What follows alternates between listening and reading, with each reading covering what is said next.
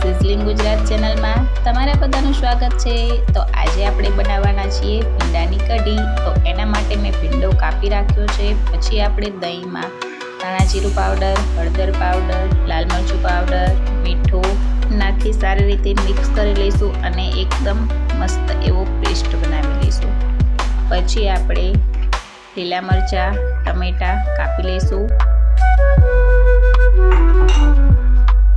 પછી આપણે તેલમાં રાઈ નાખી દઈશું, આખું જીરું અને હિંગ નાખી દઈશું। પછી આપણે લીલા મરચાં અને ટમેટાં જે કાપીને રાખ્યા હતા એ નાખી દઈશું અને મીઠો લીમડો નાખી દઈશું।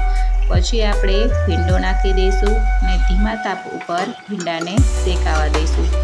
ભીંડો શેકાઈ જાય પછી આપણે એમાં બધા મસાલા એડ કરી દઈશું। એમાં આપણે ધાણા જીરું પાવડર, થોડો હળદર પાવડર અને મીઠું નાખી દઈશું। સારી રીતે મિક્સ કરી લઈશું।